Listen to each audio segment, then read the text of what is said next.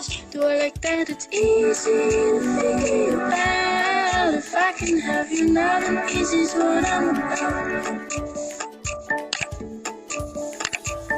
I think you might be the person. Assalamualaikum warahmatullahi wabarakatuh. Perkenalkan, nama saya Dila Rahmiati dari kelas H, Teknik Informatika UIN Swasta Riau. Di video ini saya akan menjelaskan tentang turunan pada mata kuliah kalkulus dengan dosen pengampu Ibu Siti Ramadhani.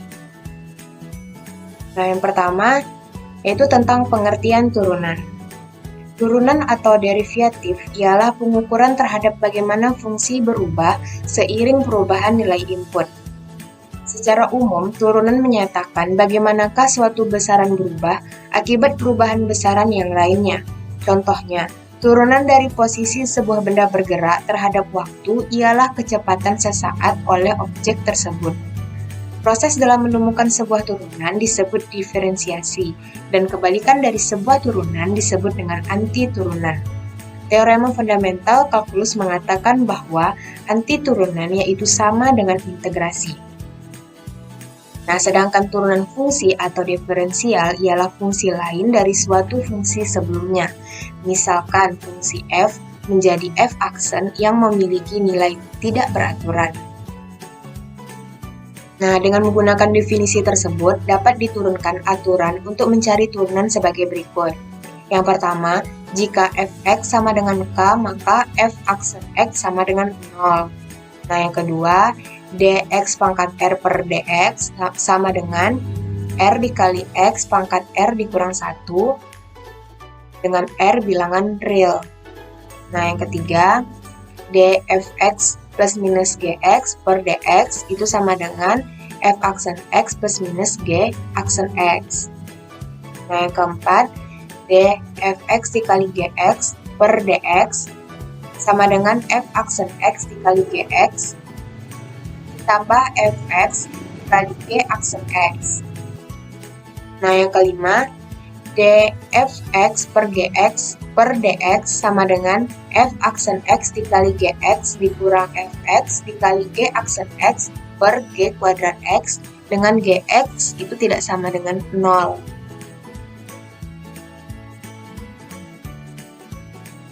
Sifat-sifat turunan dan pembuktian dengan limit. Jadi, ini pembuktian aturan yang pertama.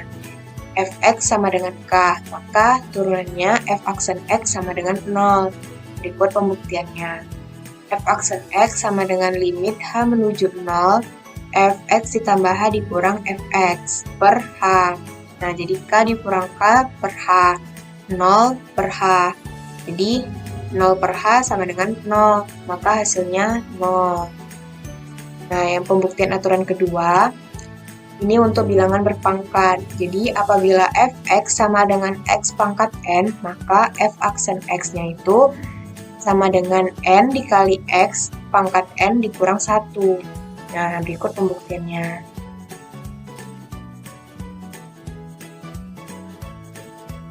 Nah, pembuktian aturan ketiga, ini untuk penjumlahan ataupun pengurangan. Jadi, fx sama dengan hx ditambah gx. Jadi, turunannya f aksen x sama dengan h aksen x ditambah g aksen x. Nah, berikut pembuktiannya. Jadi, f aksen x itu sama dengan limit h menuju 0, f x ditambah h dikurang fx per h. Nah, h x ditambah h ditambah gx ditambah h dikurang hx ditambah gx. Karena ini kan h aksen x ditambah g aksen x. Jadi, nilai x-nya ini kita ganti dengan x ditambah h, dx ditambah h, x ditambah h, dikurang nilai fx-nya kan hx ditambah gx, makanya ini hx ditambah gx. Nah, kemudian dikelompokkan, kemudian dipisah, hx ditambah h dikurang hx per h, dan gx ditambah h dikurang gx per h. Jadi, f aksen x sama dengan h aksen x ditambah g aksen x. Nah, pembuktian aturan keempat ini untuk perkalian. Jadi, fx sama dengan hx dikali gx, maka turunannya f aksen x sama dengan h aksen x dikali Gx ditambah G aksen X dikali Hx. Nah, berikut pembuktiannya. Jadi, f aksen X sama dengan limit H menuju 0, Fx ditambah H dikurang Fx per H. Nah, jadi Hx ditambah H dikali Gx ditambah H. Nah, nilai X yang ini kita ganti dengan X ditambah H. Jadi, seperti ini. Nah, dikurang dengan Fx-nya kan Hx dikali Gx. Hanya seperti ini per H.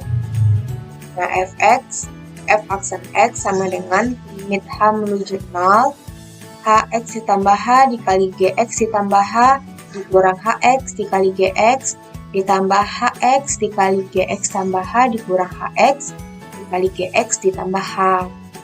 Kemudian f aksen X sama dengan limit H menuju 0, ini dikelompokkan.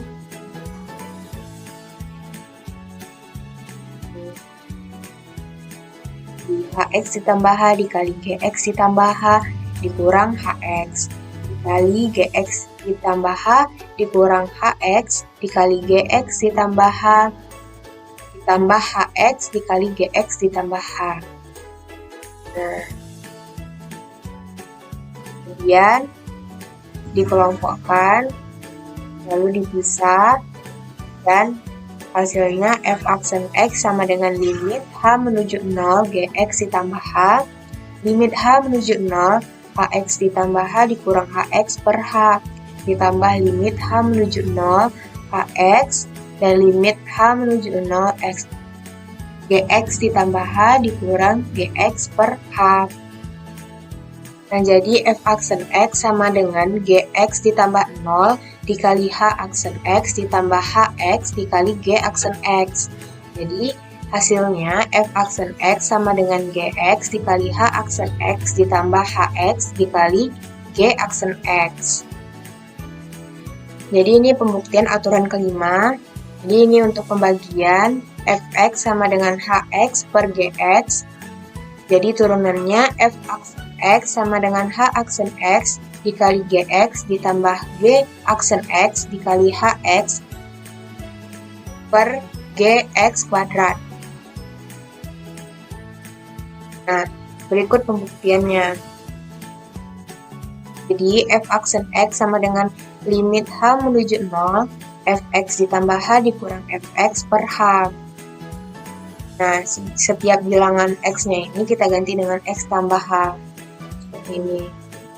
Jadi, Hx ditambah H per Gx ditambah H dikurang Hx per Gx per H. Nah, dan f aksen X sama dengan limit H menuju 0, Hx ditambah H per Gx ditambah H dikurang Hx per Gx ditambah Hx per Gx ditambah H dikurang Hx per Gx ditambah H. Kemudian f aksen X sama dengan limit H menuju 0. Nah, jadi ini yang Hx per Gx ditambah H dipindahkan ke depan dan Hx per Gx-nya itu dipindahkan ke sini. Tambah Hx per Gx ditambah H per H.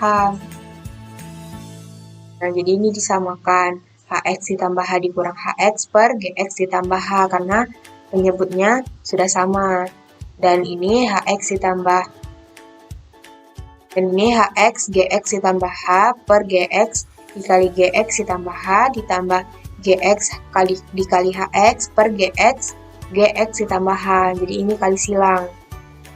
Nah, jadi penyebutnya Gx dikali Gx ditambah H per H. Nah, kemudian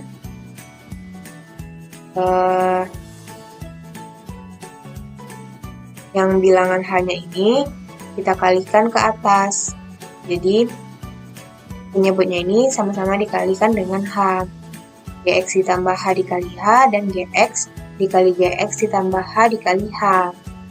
Nah, f aksen X itu sama dengan 1 per Gx ditambah H limit H menuju 0, Hx ditambah H dikurang Hx per H, dikurang limit H menuju 0 Hx per limit H menuju 0 Gx, limit H menuju 0 Gx ditambah H.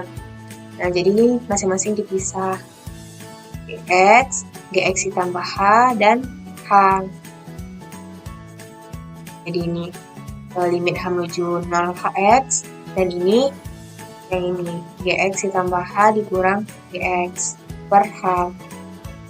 Nah, jadi f aksen X sama dengan H aksen X per Gx ditambah 0 dikurang. Jadi karena limit H menuju 0, maka nilai H-nya kita gantikan dengan 0. Kita masukkan angka 0. Jadi Gx ditambah 0 dikurang Hx Gx, G aksen X per Gx dikali Gx ditambah 0. Nah, jadi Gx dikali H aksen X dikurang Hx dikali G aksen X per Gx dikali Gx. Nah, jadi F aksen X sama dengan H aksen X dikali Gx dikurang G aksen X dikali Hx per Gx kuadrat, karena Gx dikali Gx. Nah, masuk ke contoh soal. Y sama dengan min 4x kuadrat ditambah 3x ditambah 4, dan hasilnya itu turunannya Y aksen sama dengan min 8x ditambah 3. 2 dikali 4, min 8, dan pangkatnya ini dikurang dengan 1, jadi ini pangkat 1. Nah, ini X pangkatnya 1 dikali 3, 3x pangkatnya 1 dikurang dengan 1, maka 0, jadi nggak payah ditulis. Tambah 4, karena 4 tidak memiliki variabel, makanya nilai 4 tidak termasuk. Nah, masuk ke contoh soal yang kedua. Y sama dengan 6x pangkat 3 ditambah 4x kuadrat ditambah 3x ditambah 2. Maka turunannya 3 dikali 6, 18, 3 dikurang 1, 2. Makanya 18x kuadrat ditambah 2 dikali 4, 8, 2 dikurang 1, 1. X pangkat 1, jadi 8x. Nah, ini juga demikian. 1 dikali 3, 3. X, 1 dikurang 1, jadi X-nya itu pangkatnya 0, jadi nggak payah ditulis. Dan 2 tidak memiliki variabel, makanya 2 tidak termasuk. Sekian pembahasan dari saya, lebih dan kurang saya mohon maaf. Wassalamualaikum warahmatullahi wabarakatuh.